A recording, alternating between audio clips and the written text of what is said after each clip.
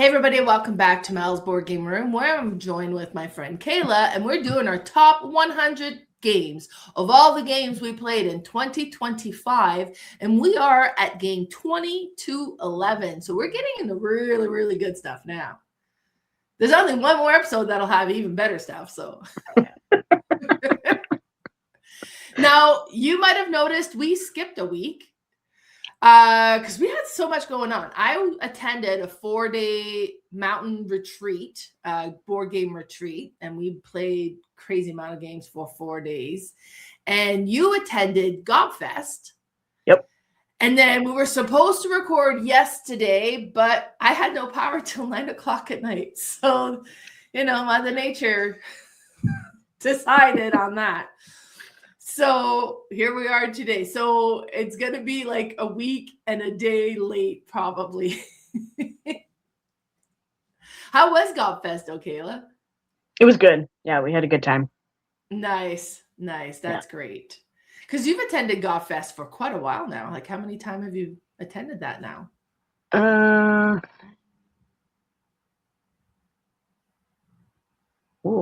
Well, I've attended since 2019. 2020 we did Gob Web because it was right before the pandemic. Like it was like the week of and we were trying to decide, like, do we cancel, don't we cancel?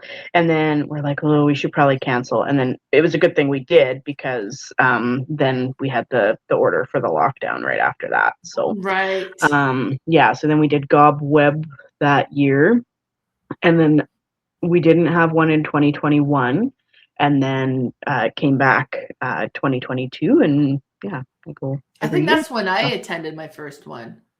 Is 2022? I want to say yes. Yeah, that makes sense, because I think that's when I met you guys. And we met at Gobfest, so that would make sense. Because it was the year that you moved from Didsbury to Acme. Yes. And you think I would remember that year in my mind, like, oh, that's the year I moved, and nope. No idea. I'd have to look back at pictures and see. But yeah, that makes sense. So 2022 is probably the year I moved to Acme and attended my first Gobfest. I'll write that down somewhere. All righty. Well, let us get started with our top 20 to 11 for this time anyways. And as always, we're going to be starting with you. So Kayla, what's your number 20? My number 20 is Ostia. And this one here, I played it with Ashley and Carla and Bernie, and they played it with the expansion. And yeah, I was kind of looking, and I can't really quite remember what the expansion was, whether we did the pirates. But the idea of this one is that you're wanting to get all of your ships across the board. So you kind of start in the main board is on the top right part. And yeah, so you start over there, and then you're trying to get all the way to the right of the board, which has those kind of light blue markers. So you're trying to go through there. So you're following the routes, and as you do that, you're going to gain resources and these little discovery tokens, and you're going to build buildings on each of those little squares. And then those buildings come onto your little player board that gain you benefits. So on your turn, what you do is you choose one of these 6 spaces on your board, and it's a Mancala mechanic is the word I'm looking for. It's too early.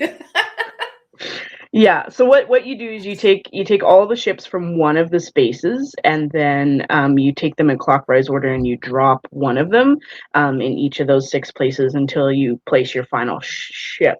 And then whatever place you place that final ship, that's the action that you're going to take. So the different actions are like gaining permits that allows you to move your ship through over the board, the main board, to build ships, and as you build more ships, then that gives you more actions or more more ships to drop in those spaces to move around the Mancala, produce resources, and that you have like stone to build buildings and wood to build ships, and then as your ships get bigger and fancier, you'll use more resources.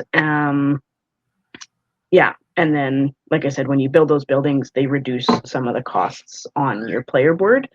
Yeah, and so it's like kind of this bigger box, and like there's a lot of like different pieces, and it has sort of this like odd vibe to it because it's not a beige board, but it's like a teal board, which is like, you know, I don't know what it is about it where you're just like, oh, I don't know, this looks hard.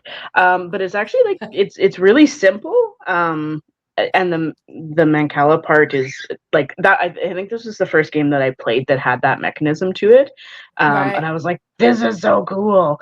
And like really thinky for me anyways, because I was like, okay, so if I put this here, like it's forward thinking. I have issues with forward thinking. I can do now.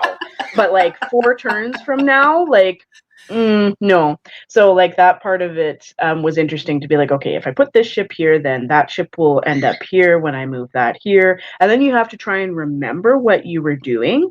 Like, so you remember to do it when the time comes. Yeah. Because then you do it and then you're like, oh no, I was supposed to do this before I did that. Shoot. So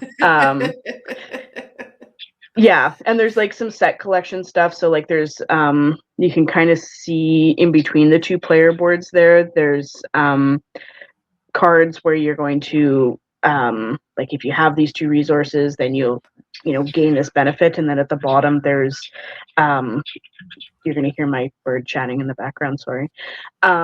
There's like a set collection at the end. So yeah, but anyways, you keep going until you have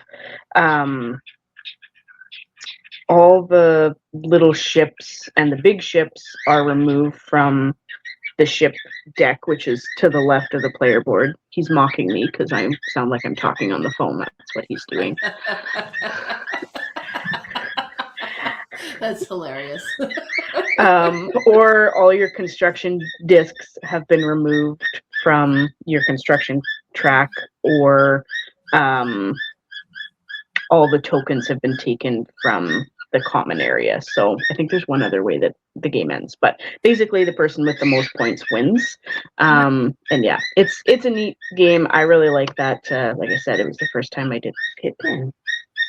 The Mancala Rondell thing does look super interesting in this game. Yeah, it's very cool. All right, so that was Ostia, your number 20. Okay, my number 20, and I don't have the list in front of me, so let's all get surprised together. And that is, Rocketmen. So I attended a card treat at one point, and they were setting up to play this game. Actually, it was the older version. The game box looked a little bit different. And then they're like, oh, we have room for one more. Do you want in? I'm like, yeah, I want in. For some reason, Martin Wallace's game just really works for me. Like, I really enjoy all of the Martin Wallace's game I've ever played so far. And this one was really neat. So it has a really interesting kind of push your luck element to it. Like, you're going to start setting up for a mission, and you're going to be kind of signing cards that match the certain symbols for that particular mission you're trying to do. And you can kind of be like, okay, I think I'm good, so I'm going to try it now. Now, you also decide how far you're going to travel. I don't know where we start from, but our first stop is Earth. Then you can go to the moon, or you can go to Mars, or you can go like kind of further down, right? And you are going to decide how far you're wanting to try to go.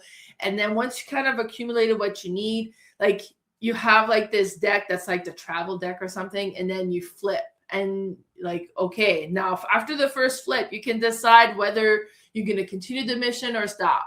But there's different cards in there, so maybe you just got a 0 and you didn't move at all. But, oh, no, I really needed to have something. Okay, I'm going to abort the mission, right? And if you stop before you kind of take off, nothing really bad happens. Like your card stays with your mission and you just got to continue prepping. If you fail mid-mission and you be like, man, it's not going to work, then you'll lose, like, I think it's like you lose half your card. But if you try to go all the way and it does not work, then you lose all your cards. The mission is a complete failure and you're going to need to start again to complete this mission, right? And then collect all these cards. So the components were really neat, but it was just such a neat game. So after that, I bought my own copy. So I do own this game now. I haven't played my own copy yet. And I got the new version, so I should have a peek and see how it's different. But it was just such an interesting game, and I really, really enjoyed it. So that is my number 20, Rocketmen. You're muted, I think, if you're talking. Oh, no, there you go. Yeah. Have you played this one? Or... No, but I did see you. I did see you playing it at Card Treat, and it looked very cool. I quite like the vibes. Yeah. Wonderful. So that was the number 20. We're on to number 19, and we're going to be back to you. Okay. So my number 19 is Concordia. Yes. So this one is based on 2,000 years ago, Roman Empire. You're trying to build up one of the Roman dynasties, so it's very colonizer-y. Generally, these are not my favorite type of games, but I did actually really enjoy this one. So you're building up trade networks and you're colonizing different realms of the empire to appease.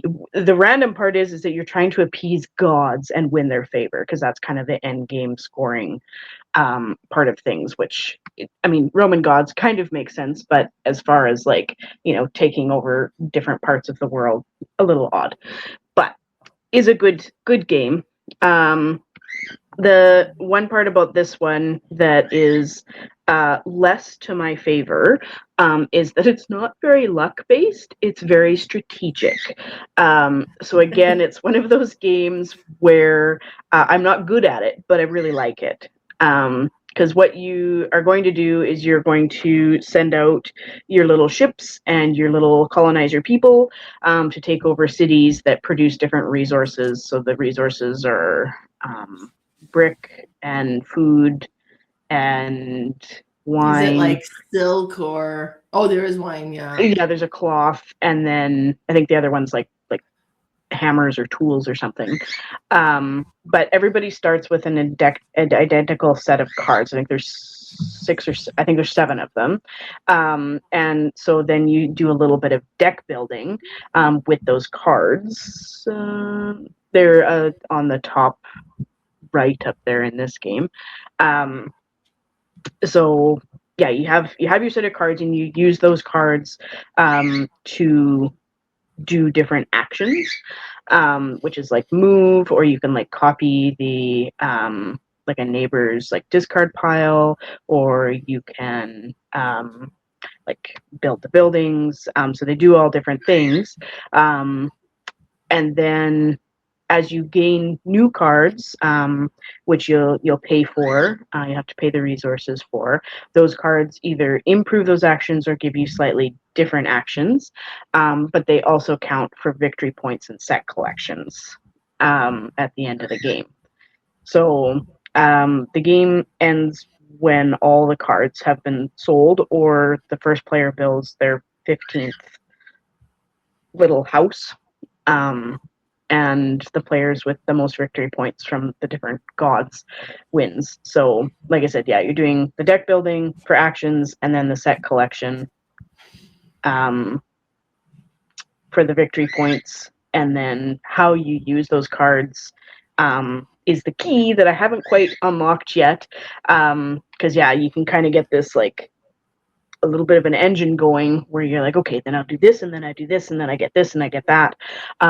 Because especially when it's like a higher player count, you're going around the board and getting these different cities. But then if you want to get a city and the benefit of the city that another player has already taken, then you have to pay more money, and the resources are super, super tight.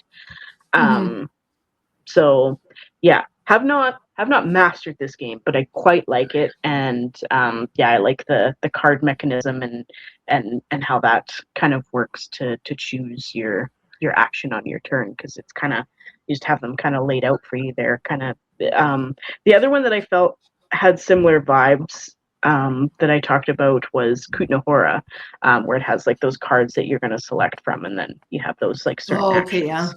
So Cool. Yeah. So that's my number 19. Concordia. This is apparently such a beige-looking game too. Yes. Yeah. Apparently, morning videos are hard for me. We'll take note of that. Yeah.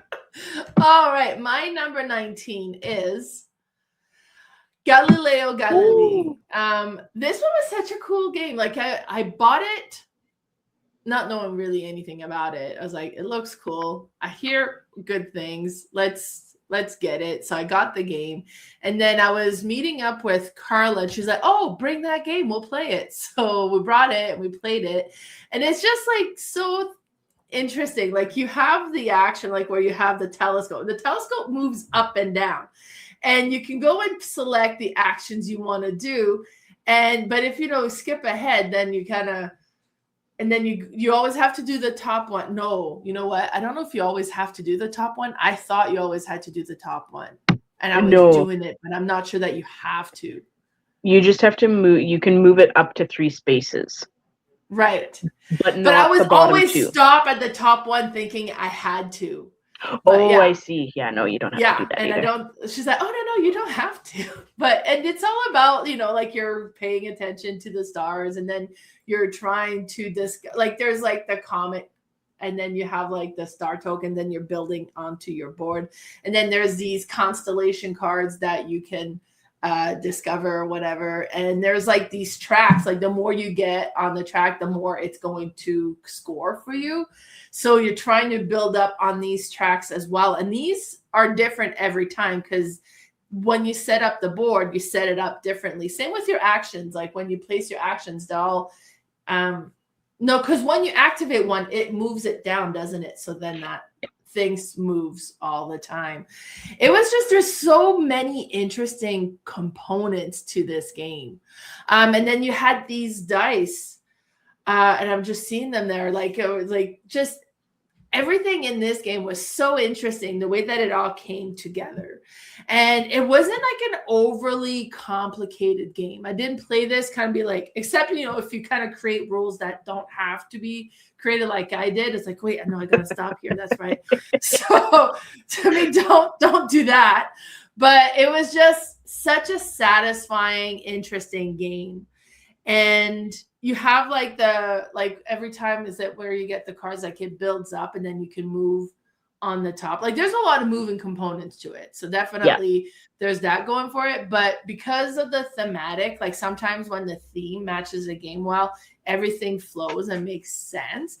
Because I remember like you're moving the books on the top of the areas and you're trying to get stuff that'll give you more things. So you land on it and you get to collect those things. I think I cheated because I thought if it's a blank, you just skipped it, but you have to stop at the blank and you just get nothing on that particular turn. So I think a couple of times I skipped it before Carla realized, what are you doing? But I kept stopping at the other thing. So, I helped myself in one section and hindered myself in another. That's the way it works with learning games, right? When you're playing a game to learn it the first time, you'll play it. I always like watch a tutorial, kind of review the book, play the game, watch a tutorial, kind of catch everything we did wrong. Then the second play will be good. Yeah. But yeah, this was such an interesting one. Have you played this one, Kayla?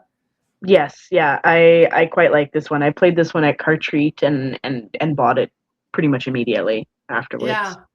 Yeah, it's a good one for sure. Yeah. But that is my number 19, Galileo Galilei. Very good choice. And we're on to number 18. Okay, number 18. This one's a cheesy one. It's Fromage. Yes.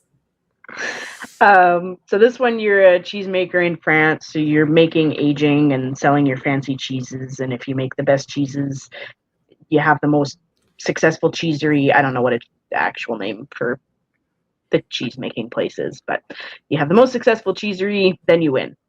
So it's a simultaneous worker placement, where you're going to place your workers around this round board, to gather resources, from one of the four quadrants. So the quadrant that you place in on your turn is determined by which part of the board is facing you. And it has this like really extra. I'm not sure about actually I just played the Formaggio at Gobfest, and the board underneath it is just like gorgeous. Like it's this like mat, and you cover it up with the board, and then you spin. It looks like it's this beautiful, like bright green, like very well illustrated mat, and then you put the board over top of it. And I'm like, why? Well, but here's this beautiful board that you don't get to look at. Yeah, exactly. But it's like a lazy Susan. The soft neoprene mat makes it easy to spin it on. Okay, yes. So, yeah. So you place on the little part of the wheel that's facing you, and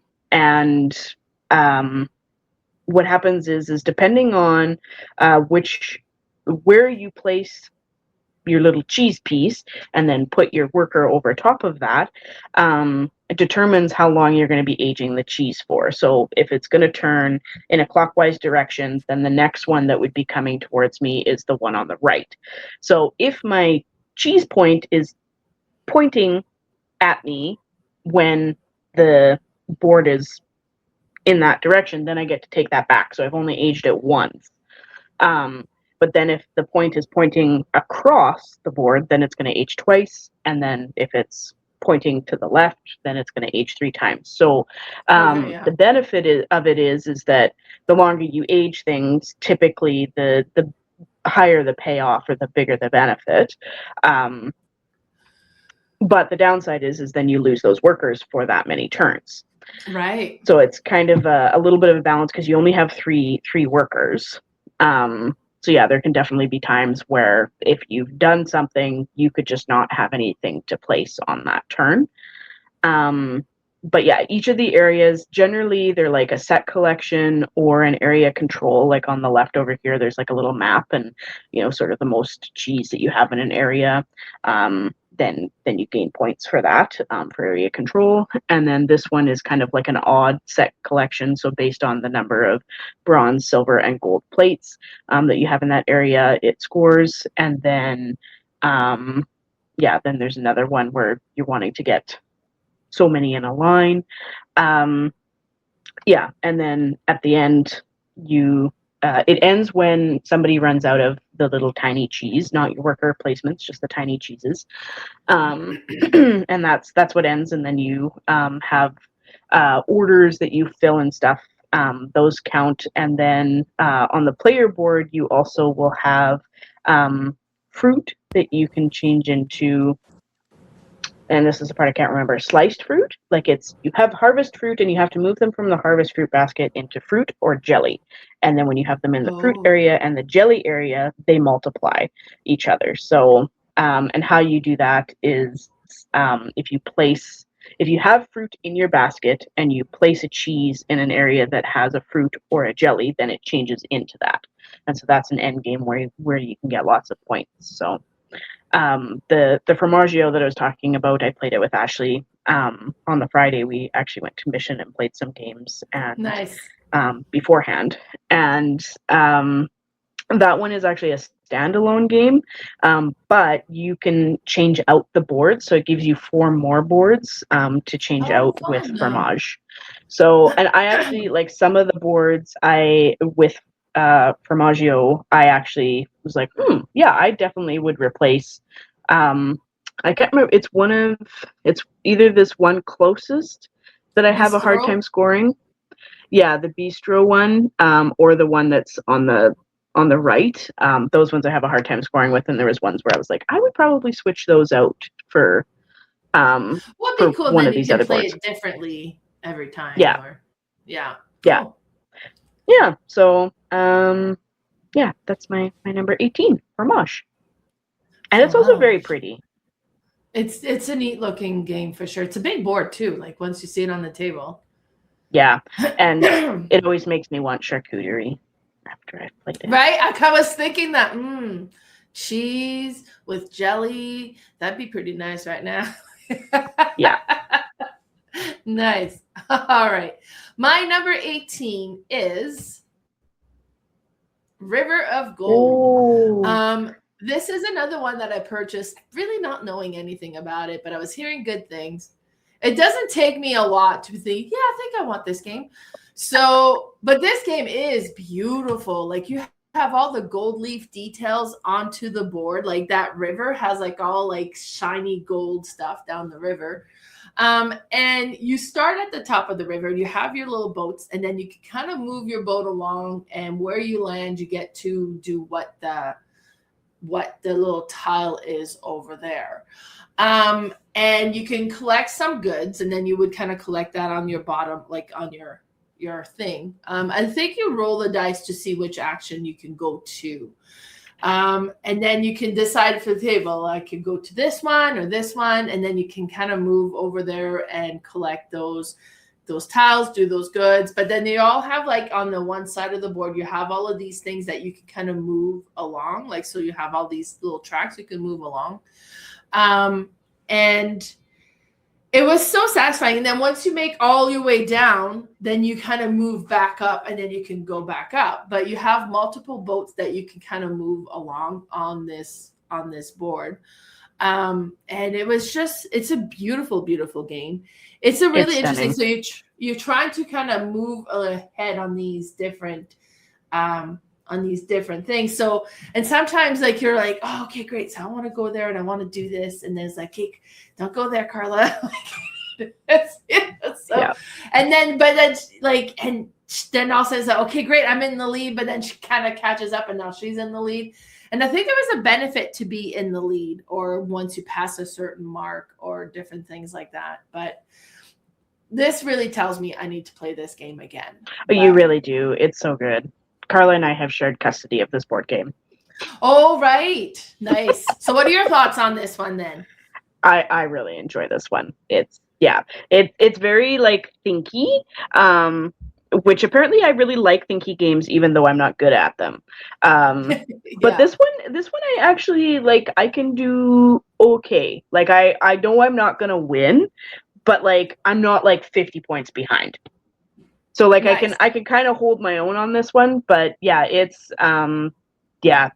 stunning, and just like the gameplay, like when Jen was teaching us at Car Treat, I was like, oh my gosh, I was looking at the board and I'm like, I dibs out, like I don't want to play this.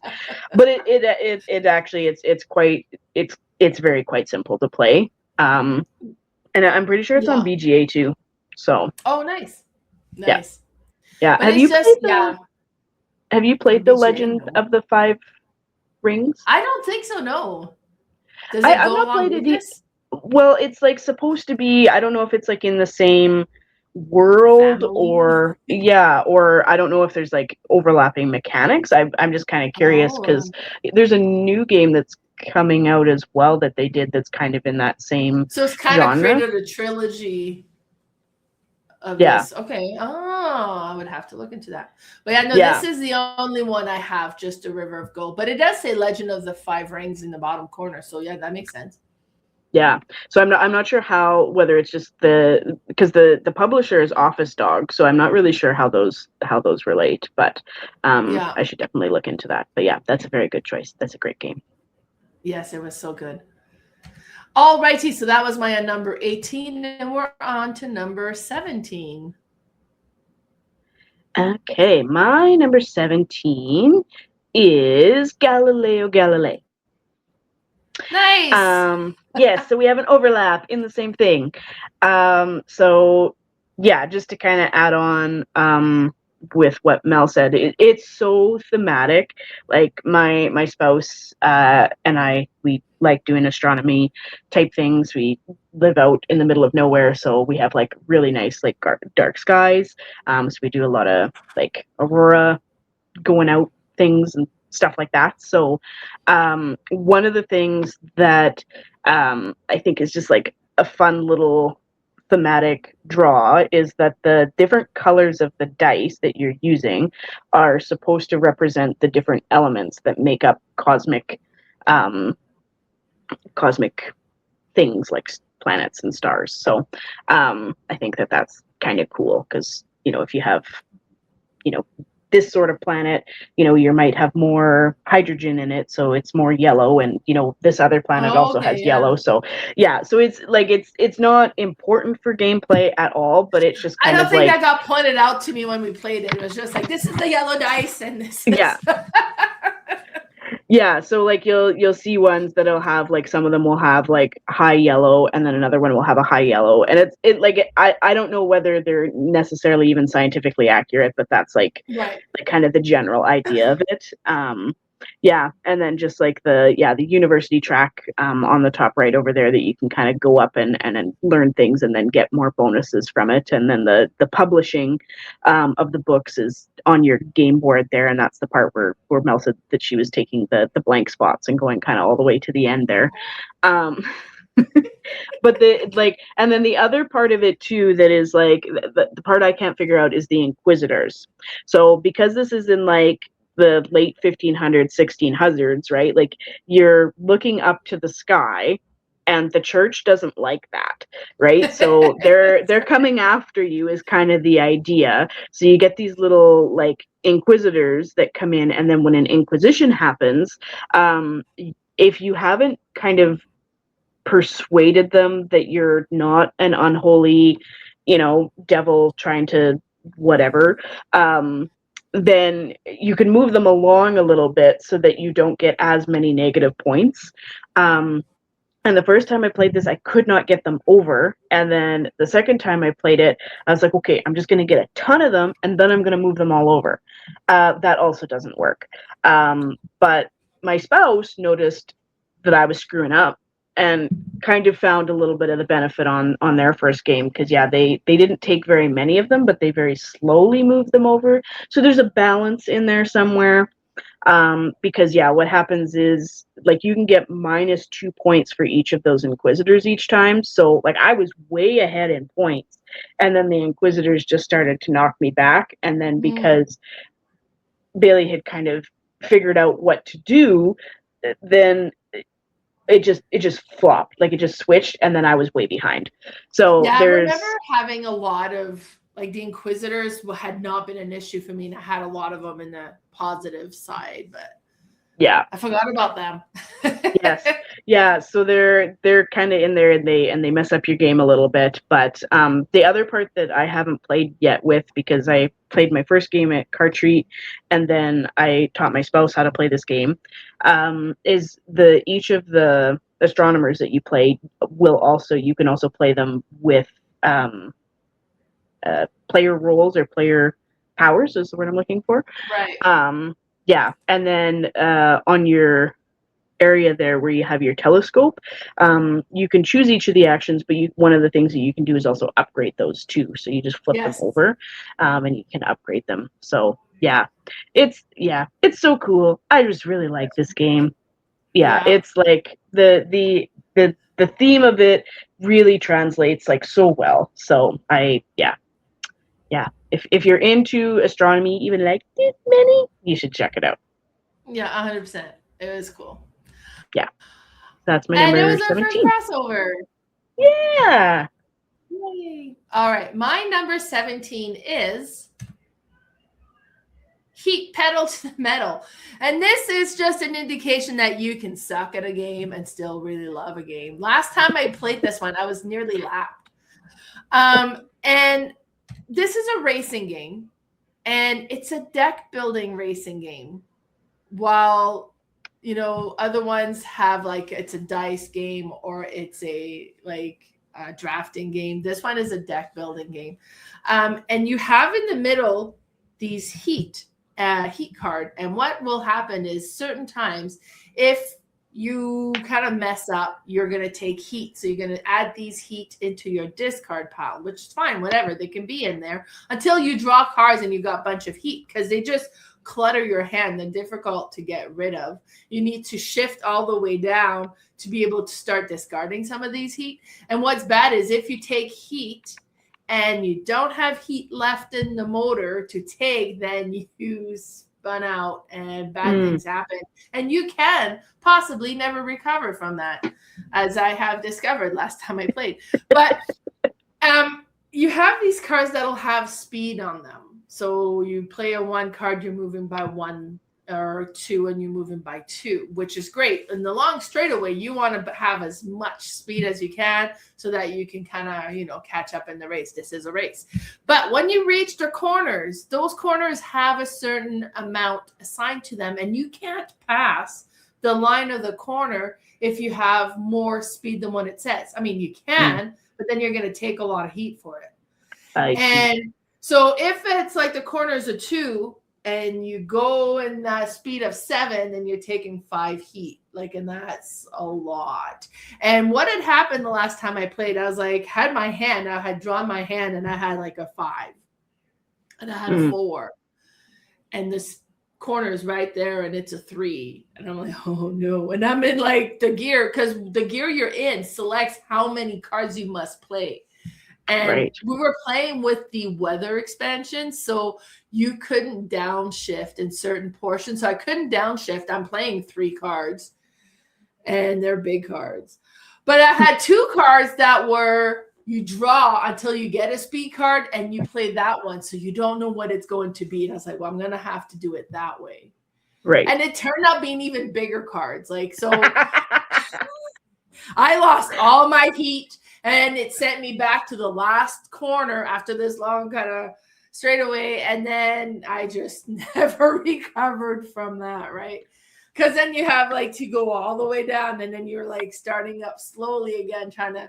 But it's such a neat game, though. I really, really enjoy Heat Pedal to the Metal. The first time we played it was at the Tabletop YYC board gaming weekend. My friend Lyle was teaching it to us. He owned the game. And there was 3 of us playing it too. So we're 4 players. And before the game was over, before we made the first lap, all 4 of us owned the game, because you could buy it from there. So it was just such a neat race game. Really, really enjoy this one. And that is my number 17, Heat Pedal to the Metal. Nice. I know your family likes a lot of race games. Do they like this one too? Yeah. I've only played this one with Lee so far. So I should Patrick's coming home for Easter this weekend, so maybe I can talk him into this. Nice. But I want to play Toy Battle with him first. So we'll see. I've heard good things about that one. Yeah. But that's my number 17. So now we're on to number 16. All right. So my number 16 is Forest Shuffle. So this game here is beautiful, and I love it so much. I have all the expansions. But I mean, other than the fact that you get more animals, and there's no really reason that you need anything other than the base game. Because you just get more cards, which isn't bad. But it's just, the art is just, so stunning in this. Basically what you're doing is you're building a forest with different trees and attracting different species to those trees. So you have 6 cards to start with, and you'll want to play a tree first to have all the little forest critters be attracted to that tree. And then the cards are either top and bottom, or left and right split. And what you'll do is you'll tuck the card depending on which little critter that you're wanting to add to the tree. If you want to go on top, then you'll tuck it so that the top part of the top bottom card, and vice versa for the bottom, and then left right. I don't know if that makes sense, but it makes sense to me. Um, I'm following. and yeah, so you'll place those until you fill up all around the tree, and then that tree is full. And you'll have to pay to put them down. So there'll be a cost. Like it'll say, oh, like for this one, you have to play like one with a maple leaf on it. So then you can play a maple leaf card. And some of them will have, if you play the exact cards that you need to play, then you get this bonus action that you get to use. Yeah. And then those cards that you paid go into the discard pile up top, which are available for your opponent or for yourself on another turn if hopefully your opponent doesn't need them and you're hoping to get them back. But on the top of the cards, it'll be like birds or butterflies. Yeah, and then the bottom is like sort of fauna or bugs or reptiles, and then the left and right is usually mammals. So you'll have like deer, and that's the only animal I can think of. Apparently, deer. Would be like a rabbit and stuff like that, maybe. Yeah, the rabbits. The rabbits are kind of cool because typically you can only put one animal, but the rabbits you can put lots on, and then if you have the fox, then the fox multiplies with the rabbits. All the cards kind of like work together, and then like the trees will sometimes they'll be like, oh, if you have like one set of every kind, then score this many points. So there's so many like ways that you can kind of build the cards up. And the game ends, you'll have the stack that's on the left of the discard board up there. You'll divide it into 3, and then in the bottom third, you'll put on the top one winter card, and then you'll shuffle the other 2 into there. And then once you see your first winter card, you know that somewhere between now and the end of the deck, you're going to get 2 more. And then when you play the third one, the game ends, and then you score. So yeah, you score based on all of those different things. And then in the base game, there's just the bear, I think. And the bear allows you to take cards from the discard and put them into your cave, and they count for 1 victory point each. In the expansions, I think there's a raccoon that does that. Seems to me the one time I played, I had the bear and I just kept tucking things. It was with you at Gobfest the first time I played this. Oh, okay. Yeah. Yeah. No, it's I think I do remember that, and it was a little bit. Yeah, you did keep getting the bear. Yeah, I'm not very good at utilizing that bear, but yeah, I think Bailey also kicks my butt that way, so maybe there's something to that. But yeah, it's just so pretty, and the art is just so good on it, and you got all these like cute little critters, and yeah, it's a nice looking game for sure. Yeah, so that's my number 16 for Shuffle. Nice. All right, my number 16 is Too Many Bones, and this is, what is it called? Dice building RPG. So I played this for the first time with you and Travis, and then I got home and I played it again with Lee, and it's just such an interesting game. First of all, components of this game is amazing. You have all of these dice. There's so many dice, and then each character that you can play with has their own set of dice, and each character have their own neoprene mat that has these little cutouts in the neoprene mat where you're going to be placing these dice, and you develop your character as you play. So you can kind of say, okay, well, you get so many upgrades you can give yourself or whatever to begin with. Where do you want? Do you want to have more defense? Do you want to have more attack? Do you want more health? And you can kind of shift the dice to kind of manipulate that to begin with. And then you have this deck of card that's going to create a story as you go. So it always starts that, well, when we were playing it with the first scenario, like, okay, we're about to go on this adventure. We're still in the village. We should be sleeping, but we're too agitated to sleep because of the nerve of going on this mission. So what do you want to do? Do you want to train, or do you want to go shopping or something? Was like the other 2 options that you could do. And right away, then you can either get like extra I think it was extra dice that you can kind of add on, or you can train to kind of make yourself a little bit more powerful before you leave. Like it's a last minute, let's upgrade thing. And then there's very strong story driven aspect to it, because you're going to get the cards and be like, okay, so this is happening. What are we doing? And this is cooperative. We're playing cooperative. And then every once in a while, fairly regularly, there's going to be a battle of some sort. It says, okay, so we're trying to go across the river, but somebody's blocking this raft or whatever. So do we kind of attack them or whatever? Like, and then depending on what's okay, well, now we're in battles.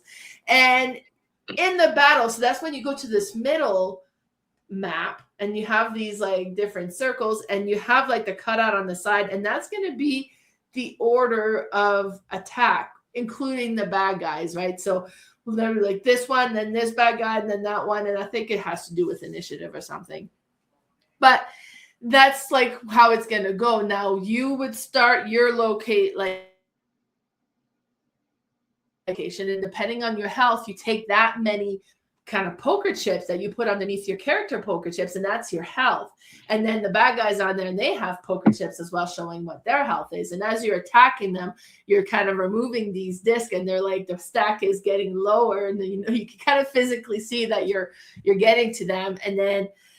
And so we start on one side, they start on the other. And then depending if you have like a melee attack or if you have a long range attack where you would position yourself, and we're working together trying to get, overhand of these bad guys. But then there could be more bad guys that comes in sometimes. Like, okay, this one gets in, but then this guy moves in. So it's an exciting game. Like, it's an exciting game. And it was so satisfying. And as you're playing, you can upgrade your character, and then you get some dice that gets added. And now that you have this dice, you can add this other dice. And like, you're just powering yourself up. So there's a lot. There's a lot of upgrades that's happening, and very strong story. It was a great game.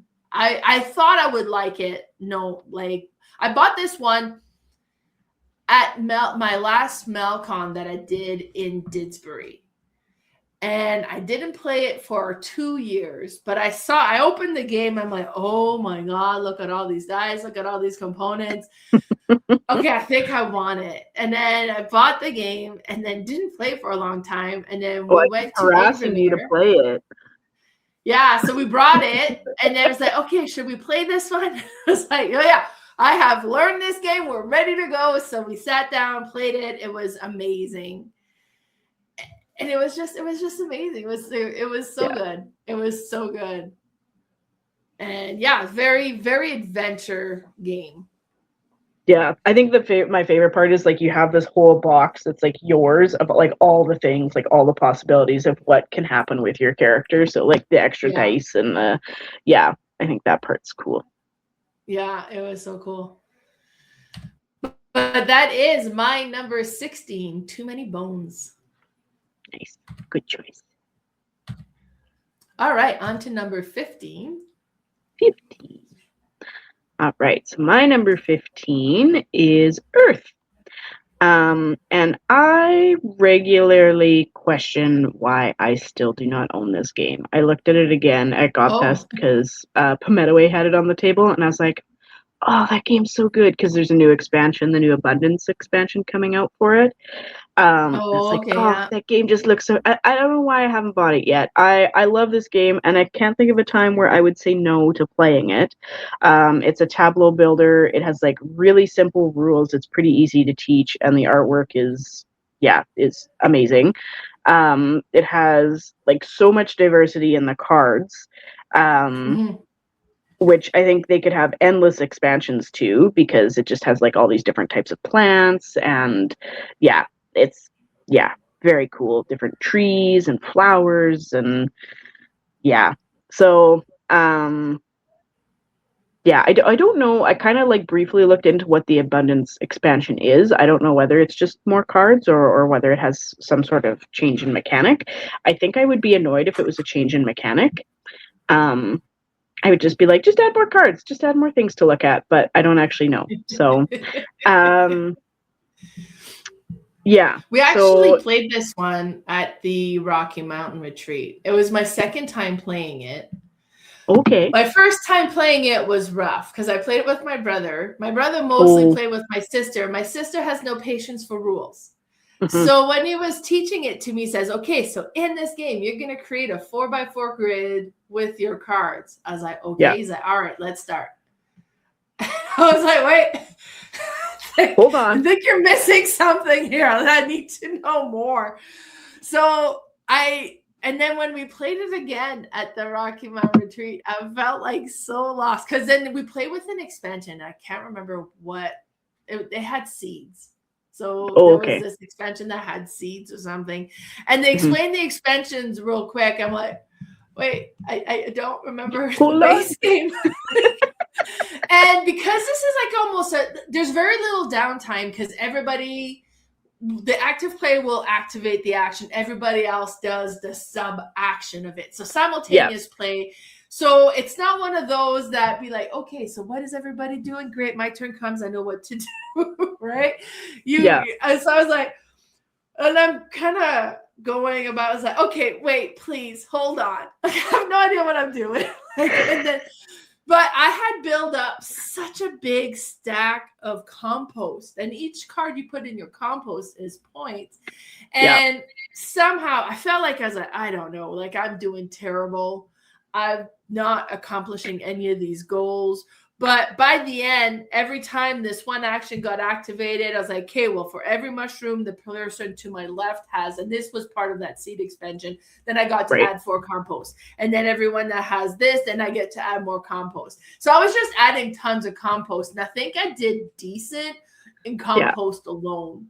But it is a neat game. So now that I've played it the second, and I do own this game. It's still unopened, though. Now I'll be like, okay. I think it's going to make sense now. Yeah. Just don't have my brother teach it to you. Fair enough. Yeah. I said that it was simple to teach, but apparently there is a way to screw it up. If you're scared of the rules. So. Yeah, that does not help. Yeah, because you have the 4x4 grid, but then the way that you put different types of cards, it's so hard to explain because in the sense that it is simple to explain, but it is hard to explain because Tommy's right? Like you do a 4x4 grid and just read the cards, right? And they'll tell you what they do. The cards will all do different things, right? So I ended up getting one was like every time I activated this one, I could create a growth on all the trees in this line, which is great, but as long as you don't fill this line with all non-trees. Yes. But it's a neat game. Yeah, because the cards you have will score one way, and then there's the compost, and then there's the different goals. So there's like the shared goals, and then there's your goals, and then there's the growth, which you get to add these little trees on them. Yeah, and it just when you're done, it just looks so full, and especially with all the different trees, with the different heights of the trees.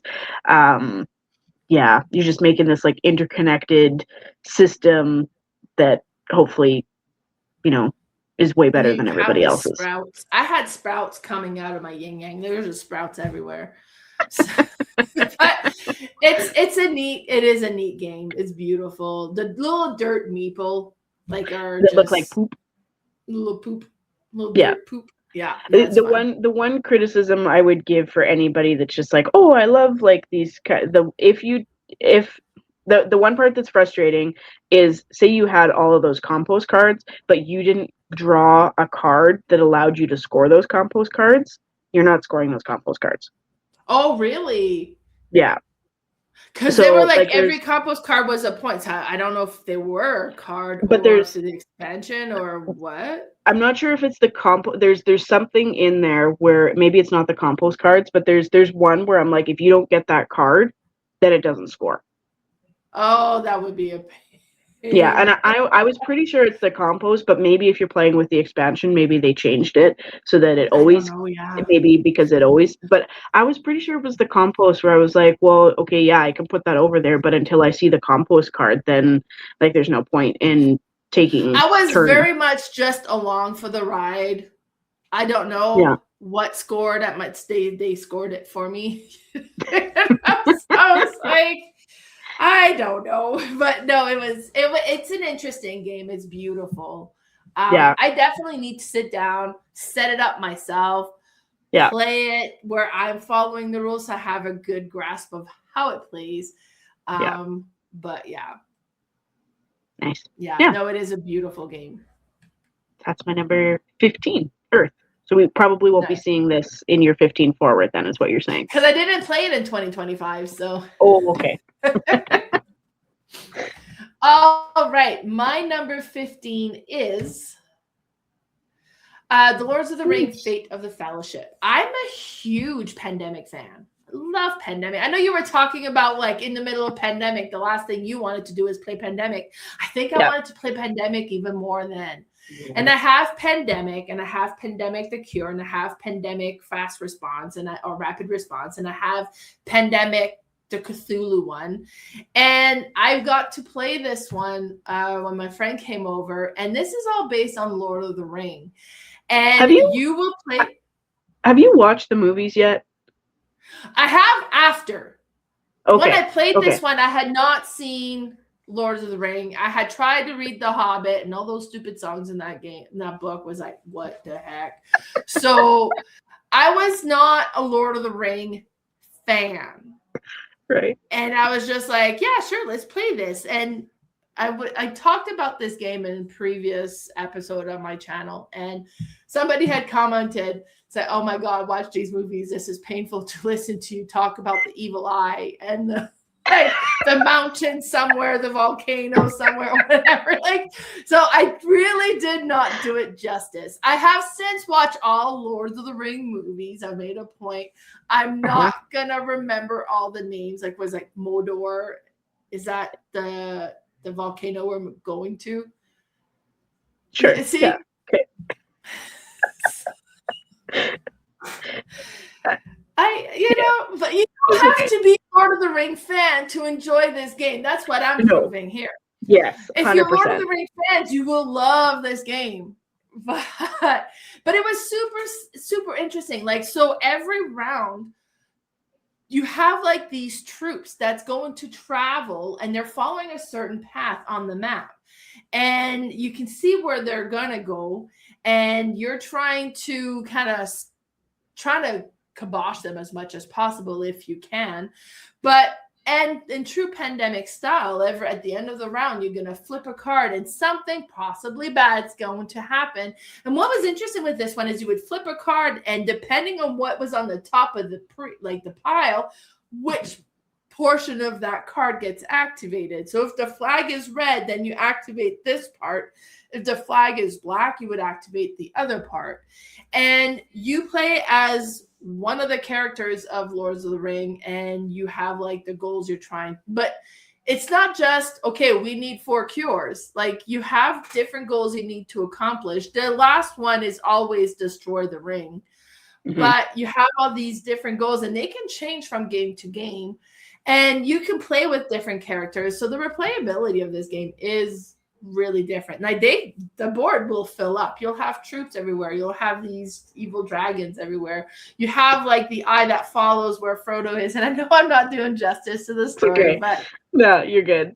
It was just a really neat, really satisfying game to play. I now own this version as well, so it's with my other Pandemic games. But it was really, really good. Whether you are a big fan of Lords of the Ring or not. Yes. Yeah. No, that's a good choice. I had not played this one until Card Treat in January of 2026. So nice. Yeah. And you enjoyed it then? I did enjoy it. Yeah. I would like to play it, I think, again. For sure. I've been thinking, I'm like, oh, this would be good to like replace my I have not played my Pandemic copy since 2020. I have not played it. It has not come off the shelf. We'll have to set a game day. Come over. We can play it. Okay. I don't think I dislike it. I just like, I would pick really anything other than that. Right. So yeah. I was excited to play this one and to try it out. I think, like, even I think would be the same for the pandemic. I think I prefer a lower player count when I play it. Okay. Yeah. Yeah. Yeah. Because I think the part of it, like with the lower player count with the pandemic style games, is that like when you get too many players, I find that sometimes you get the one player that's just like, and you kind of need that for it to work, where you get like kind of the leader. Yeah. Yeah, and then he tells you what to do. Which is like good, because like when you think of like team goals, it is good to have a leader, but I like the idea of like, cooperating a little bit more. So I think a 2 or 3 player would be, I think, perfect. Yeah, and with this one, because each player plays a little bit differently, and then they have like the different things, like you get less of that because we're not all equally the same. Yeah, and I played with Galadriel when I played, and I played with Arwen and Galadriel, and I think it was one of them. There was just like one thing I could do, and so I just stayed on this one part of the board, and I just did the same thing over and over again on my turn, and that was how I was helping, but I didn't really get to go and do anything. So yeah, so I think like making sure that you have a good mix of characters too is good. So nice. Yeah. But cool. I think like if I wasn't familiar with the pandemic system, I think that playing those 2 characters would have been a really great starting point for somebody, because it's like, okay, I don't have to go and figure everything else out, but because I was familiar with it, it was a little painful watching some of the people that were new to it like be like, well, how do I do this, and how do I do this, and then what happens here? And I was like, oh man. I'll just move here and then I'll move back again. Yeah. So yes, would like to play it again with a lower player count. But yes, the theme alone draws me in. Good. Yeah. But that was my number 15, Lord of the Rings, Fate of the Fellowship. Yeah. And now we're on to number 14. Okay. My number 14 is Azul, which is sort of not surprising to me because I really love this game, but also just, I don't know, it's very high up on a list, and it's a bit of an older one. So you're drafting these colorful tiles to decorate a palace wall, and you're trying to build the most beautiful and high-scoring mosaic is kind of the vibes. So you have these little circles in the middle, and then each round you're going to take turns grabbing all the tiles of one color from the I think they're factories. Yeah, the factories in the center. And then you're going to place them into one of the rows on the left of your player board. And then once at the end of the round, once a row is filled up, then you get to move that onto the colored side. And then depending on how it's touching the other tiles, then it scores points. And yeah, so you're wanting to try and bring the tiles over so that they're touching as many tiles as possible, while also trying to get color bonuses. So if you get all 10 of the same color, no, 1, 2, 3, I think there's 7, 3. I don't know. If you get all of the same color, then you get 10 points. I think there's 7 of each of them, and then and then you get. Yeah. It might be. I'm looking at the black, and I think it looks like it might be 6. 1, 2, 3, 4, 5. Maybe 1, 2, 3. 1, 2, 3. No, it is 5 because the blue goes right diagonal across. Right. Yeah. So, so if you get all 5 of the colors, then you get 10 points. And then horizontal lines. Vertical lines are 7 and horizontal lines are 2. And then the game end triggers when somebody fills a horizontal line. And then you get bonuses for completed rows, columns, and color sets. And if you end up having to like take colors that you can't fit onto the board, then there's like a minus point thing at the bottom. It's I taught this actually to the women that I teach games to at the library here, and like the first like 2 rounds that you do. You're just like, what am I doing? Why am I doing this? And I'm like, no, just keep The keep scoring going. is like, what? How do I score this? Yeah. Yeah. I was like, just keep with it. I was like, I promise that you're gonna love this game. I have not taught it to somebody that wasn't like, this is neat. I like this. And like my siblings, they love this game. So yeah, I was like, just hold with it. I was like by round 3, you're gonna get it. You're not gonna score well your first time. But I said that's fine. Yeah, and they all really really liked it. I can't remember. I was trying something. I can't even remember what the strategy was that I was trying, because I was like, well, like I'll just try it to see how it does, because I don't want to like blow them out of the water point wise. But it actually worked really well. And so you did blow them out of the water. Oh, 100%. Yeah. I was like, I didn't think that was going to work, because they were like, well, why are you doing that? And I was like, I just want to try something. I said, I've never played it like this. And I said, and it, like I said, it probably won't, I'll probably be way behind you in points, but I ended up getting 2 of the colors filled, which I never usually get that many filled. So that was 20 points right there. So I was like, ooh, sorry. So I was like, well, I didn't think it was a strategy. I didn't think it was a legit strategy, but I just wanted to try it. So yeah. But that's nice. That's my number 14, Azul. Yeah, no, this is a great one for sure. It's like, it feels like a staple. Like this is a staple that should be in collections. Yeah. Nice. Yeah, this would be one of the ones if I were rebuilding my collection. This would be one of the ones in there. Yeah. Makes sense. All right, my number 14 is fishing. So it's been like big games, the trick taker, and then a tiny little trick taking game. But this one was so satisfying. First of all, love the theme, because I'm from a fishing village and you have all of that. The second thing is playing this game, it just makes you think differently, because you want to win tricks. It's by winning tricks that you're going to get points. Each round, every tricks that you won, you're going to count the cards. Those are your points for that round. So that's good. But if you win less tricks, then you can go, and when you refill your hand to 10, because the tricks you win becomes your cards for the next round. So it'd be like, okay, great, we need 10 cards. Oh, well, I only won 1 trick, so I only have 4 cards. Hold on. That means I get to draw 6 cards from the better improved cards, and you get more powerful cards, which is great. And then when you're playing, those are the tricks you want to win. Like, be like, okay, well, I could win this, but it's all low numbers. I kind of don't want to win that one. So you're trying to not win that one, and you're trying to set yourself up so you win the tricks that have higher cards, so you're more likely to win tricks. But if you win a lot of tricks and be like, okay, great, I got 15 points, and then you draw back up to 10, you're not getting any new bonus cards. And the other players might be, and then they're going to start taking all your good cards because they have trump cards now that wasn't available before.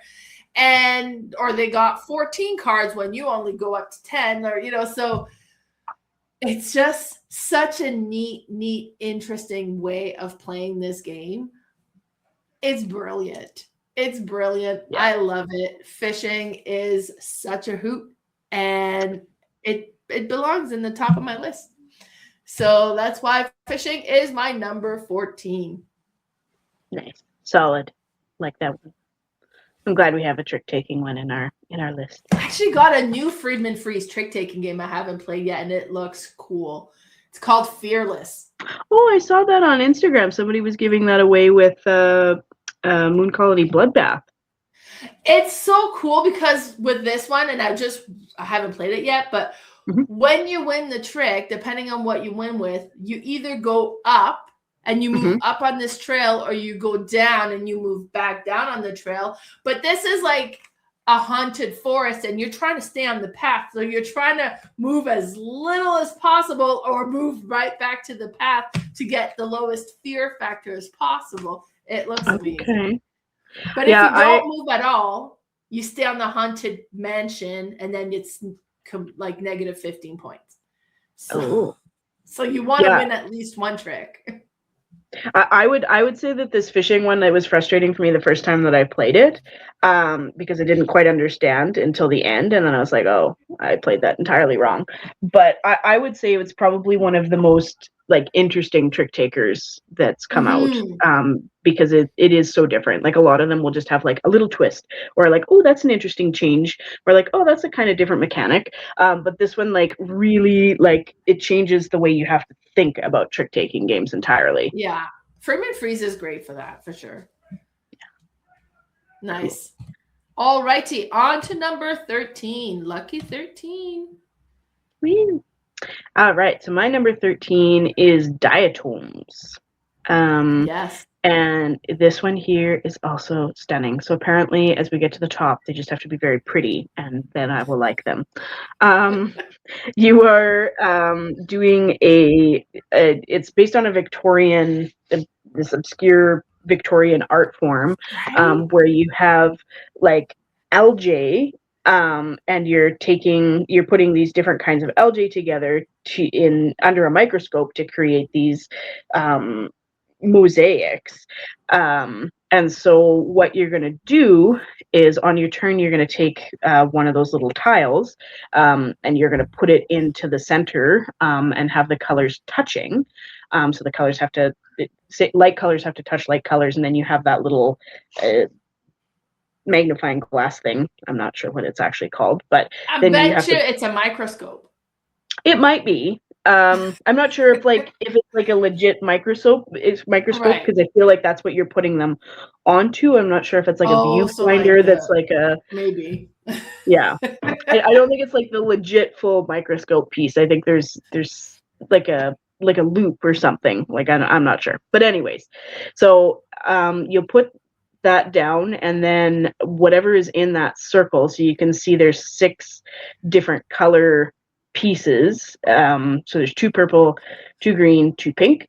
So that means that if you have 2, then it's going to have, I think that one is the oval. the long oval, because it has 2 points on it.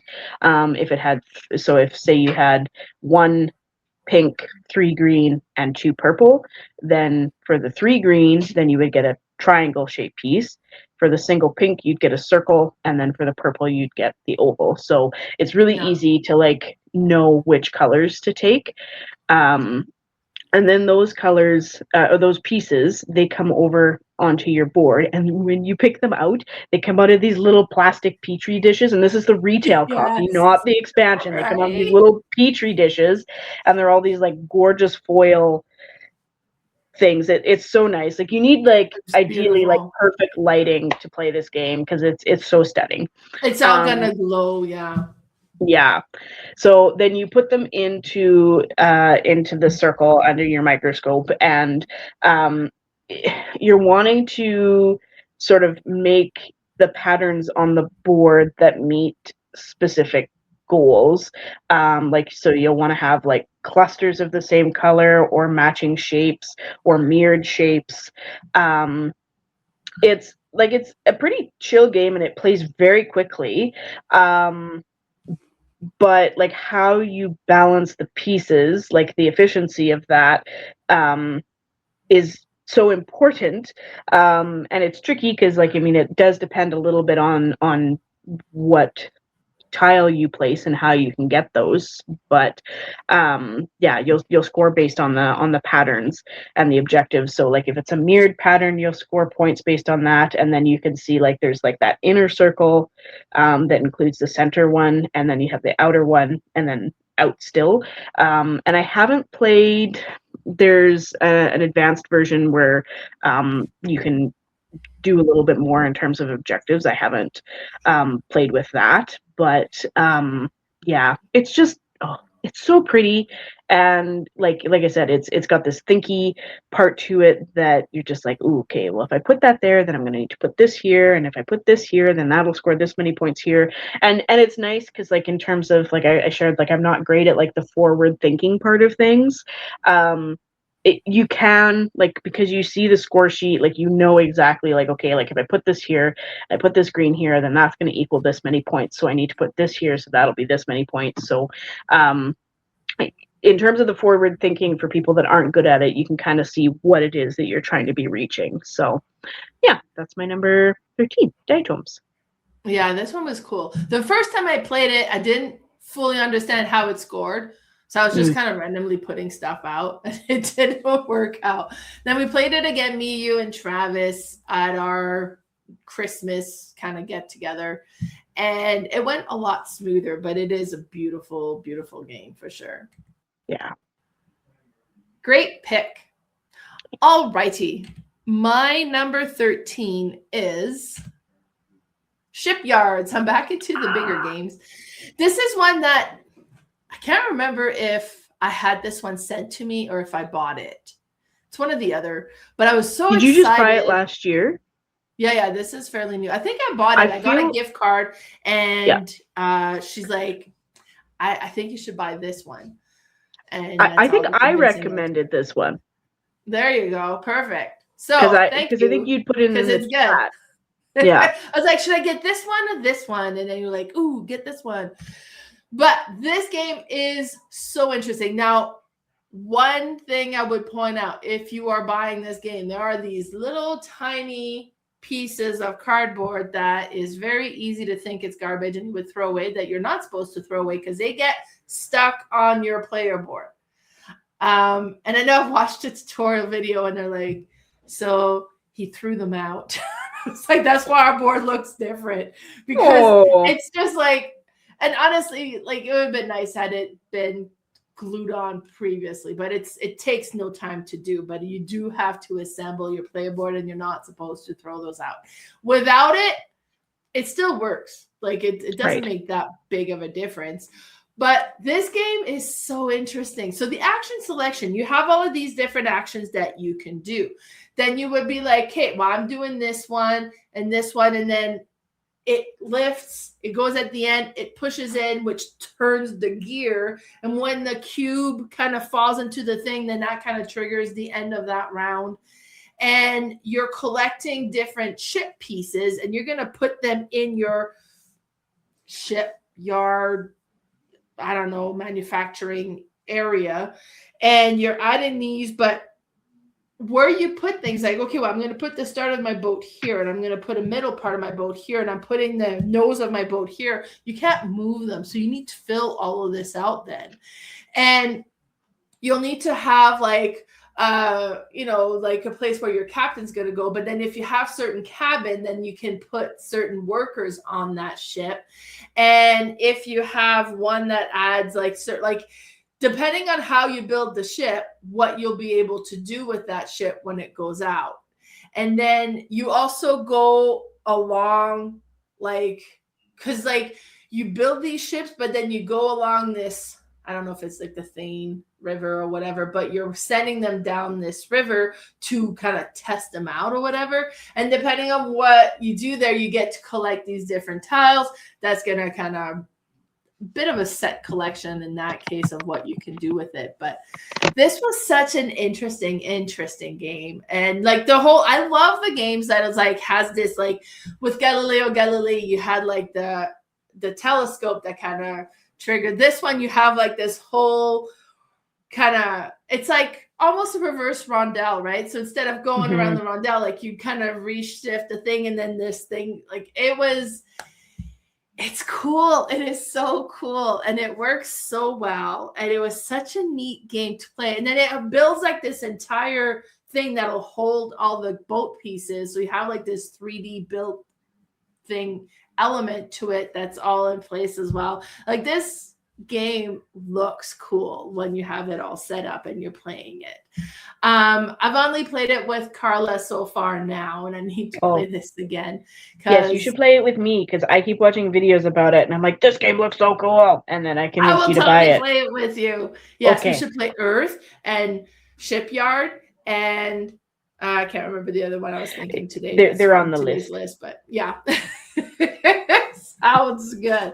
But Pandemic was the other one. Oh yes, the new Pandemic. So there you go. Yeah. So that is my number 13, Shipyard. So good. Nice, man. Yeah, I really want to try that one. I keep seeing such good videos on that. On to number 12. Yes. Okay, so my number 12 is very not at all appropriate for the season. It's Wicked Christmas. It's Easter this weekend. Yes. So this Yeah, is that's Wicked true. Christmas. You own this one. It's a chaotic Christmas energy. You're trying to get rid of your gifts or your cards while trying to mess up everybody else, so that they don't get rid of all their cards. So on your turn, you play cards that match or go lower than what's already on the pile. And if you have to go higher, then you're stuck picking up the whole pile, which is bad. And then you also can play sets of the same number to speed things up. And if you do 4 of the same value in a row, then that triggers a blast, and then that clears everything. There's also 2 different special cards that kind of shake things up a little bit. And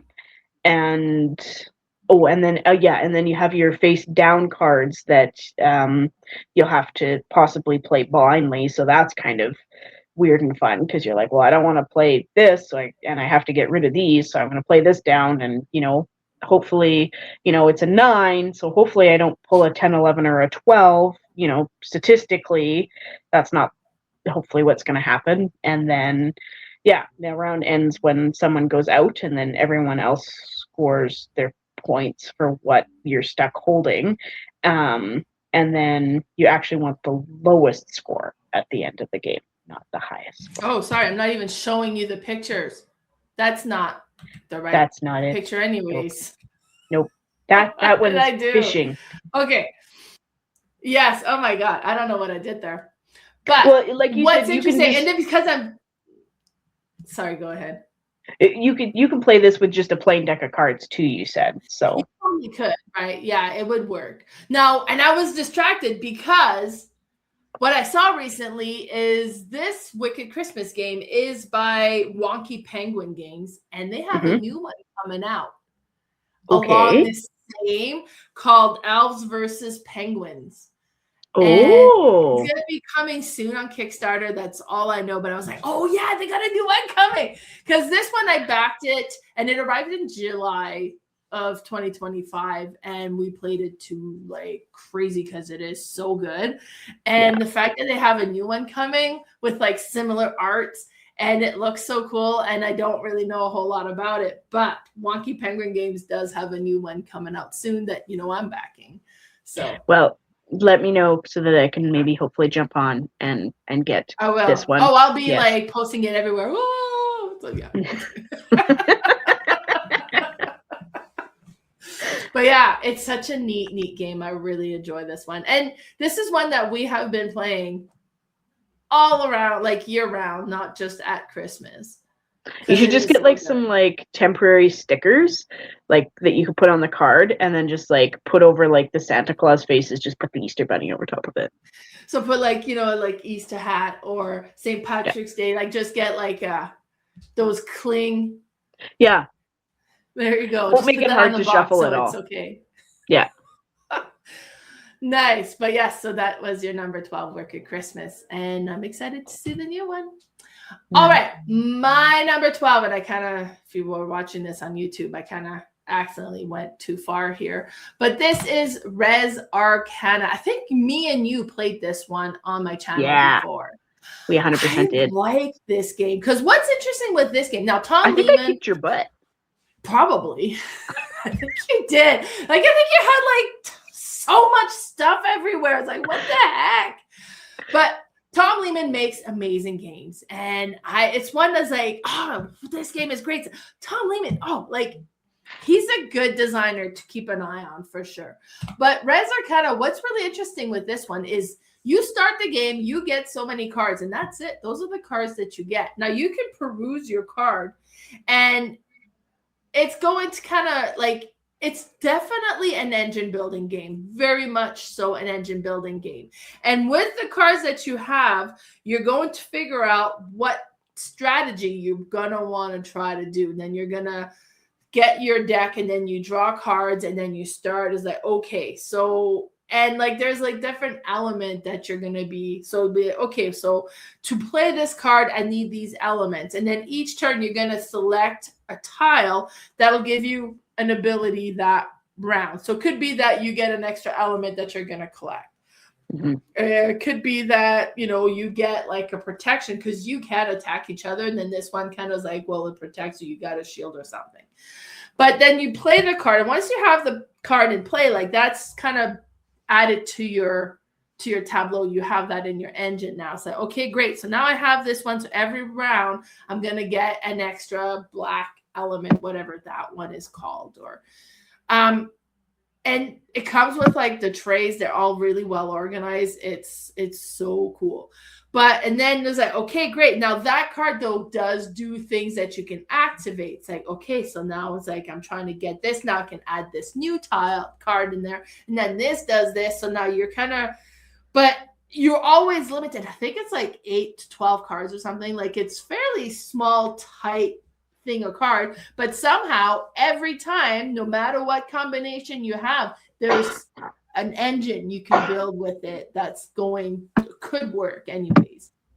But then you have the bigger cards that you can kind of go for, and then you have these, and I don't know what they're called, but there's these other things that you can go for. That's where all the points are really gonna come from. So you want to start getting to the portion where you have all these elements collected, so you can go for these bigger cards that's going to give you more powerful things that you can do, or these other ones that's going to give you the points. And you had a mitt full of elements like all the time. It was unreal. But it's one of those games that I don't know, it works. I like this game a lot. And it's just so satisfying to play. And each game is going to be completely different because there's so many cards in the game and you only have these few that you're going to be working with. And it's good. It's so good. Now, I bought this game secondhand, so mine comes with an expansion, and there's also Pearl. That's not part of the retail version that you could play with or without. I think most of the time I've played without, and we've played with as well, but it just depends on the cards that you get anyway. So you may or may not be needing Pearls, but it's a neat game. I really enjoy this one, and that is my number 12, Res Arcana. I like that one a lot. I would play that again. Good choice. I bought a new one that's Res Arcana Duo. Oh. And it's basically Res Arcana. Like, I don't think you would need to have both. Oh, okay. The Duo is just designed to play 2 players. So I think it just has less content.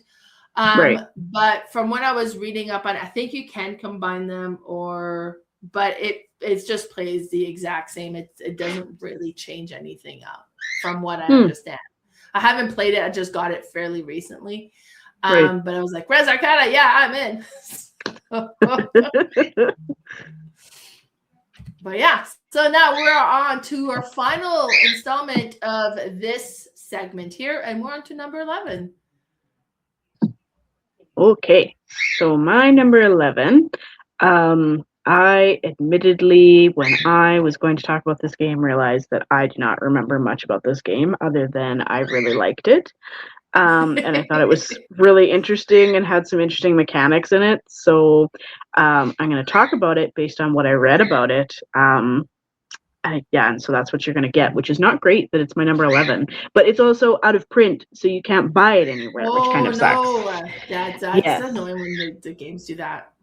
Yeah. So my number 11 is Pilfering Pandas. So this is Cherry's copy, and we played it at Card Treat. It was just like a little filler game. And thematically, you are a group of pandas that are trying to escape the zoo. Again, when I looked at this, I was like, I do not remember these. I remember the more colorful cards on the left, but I did not remember that they were just plain cards. So anyways, you're a group of pandas that are trying to escape the zoo. So you're gathering food, and you're supposed to be trading supplies and trying to avoid the zookeeper catching you. So it's supposed to be a twist on a rummy style set collection. So you're building so you're building runs and matching sets to trade in for points.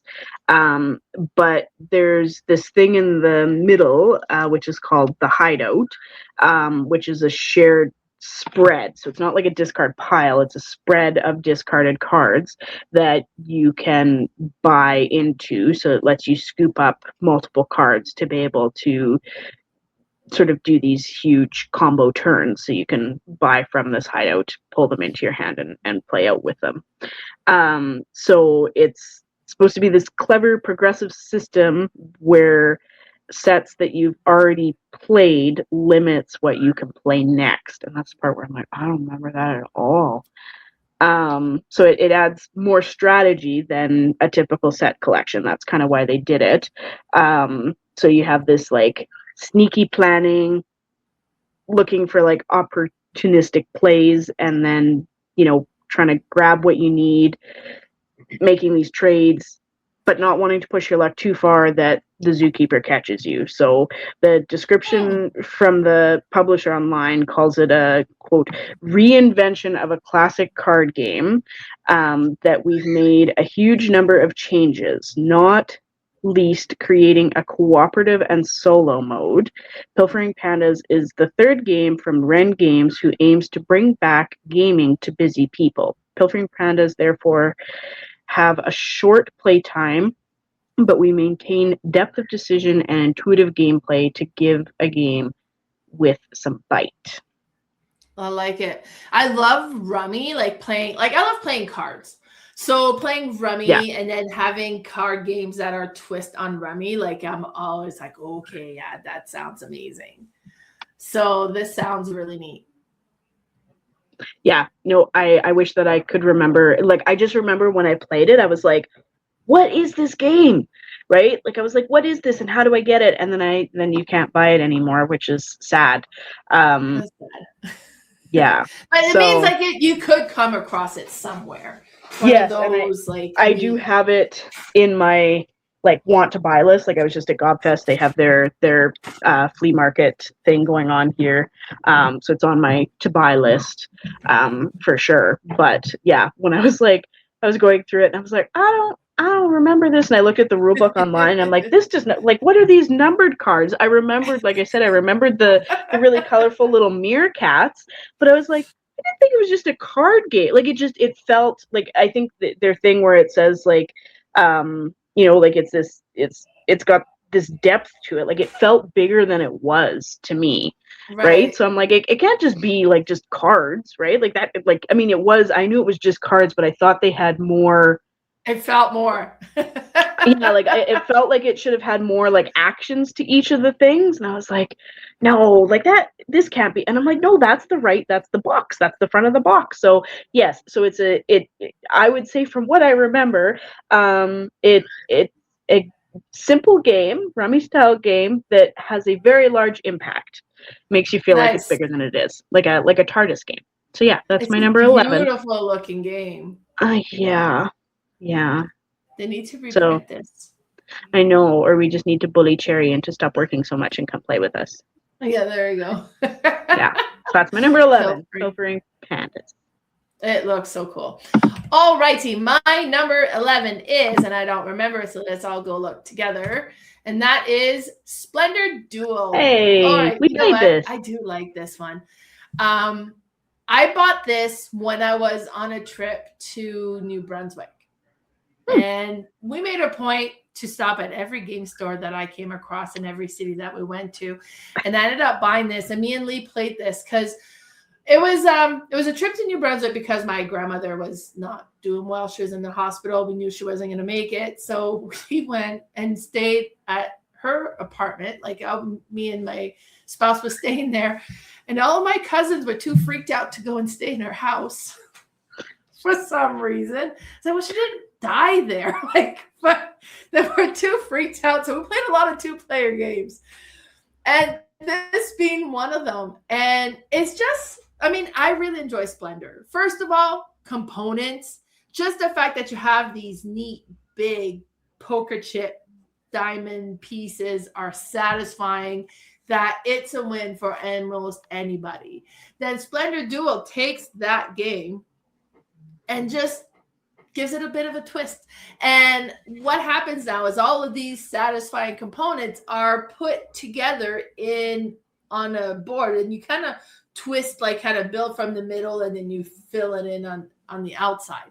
And when you draw, because in Splendor you can take 3 different colors or 2 of the same color or something like that, but in this one it depends on what's around. So you can take what's kind of connected, but as the game, like as you collect, this board gets emptier and emptier, and then at one point one of you is going to have to bite the bullet and refill the board, but whoever does it gives an advantage to the other player. So you're trying to do that, wait as long as you possibly can before you do that. Now, and it adds a gem, so you now have the pearl, and none of the cards are going to generate a pearl. You have to draw them from the board in order to be able to get those particular cards that requires the pearl.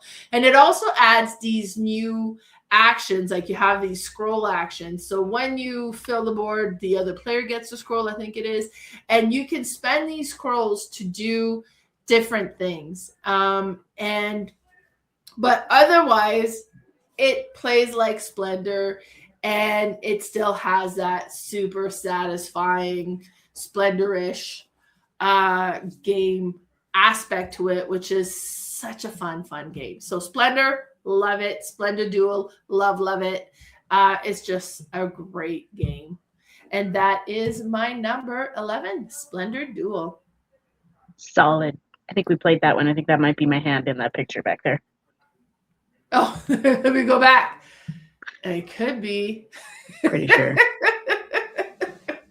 Normally you can see your tattoo a little bit, so you know. So yeah. Nice. But yeah, so this is our second to last installment of our top 100 game of all the games we played in 2025. So next one is going to be from number 10 to number 1, and those are all the really amazing games, so you'll want to make sure you catch up to that. Pretty excited. I was just looking at my list and I'm like, yep, no, that's a good list. Nice. Now I forgot. So you went to Golf Fest and they had the flea market. Did you get anything new? You know what? I didn't buy a single game this past weekend. Look at the control you have. I know. I was telling, because the price tag to go into the Rocky Mountain Retreat is more steep than definitely going to Golf Fest, except it covered our room and board and all the meals, and the meals were amazing. Like, they bring in a chef to cook for you, and it was amazing. So but I save a lot of money because there is no flea market or auction. Yeah. But yeah, so I was like, see, I'm saving so much money. But then it's like, but then what did other people get?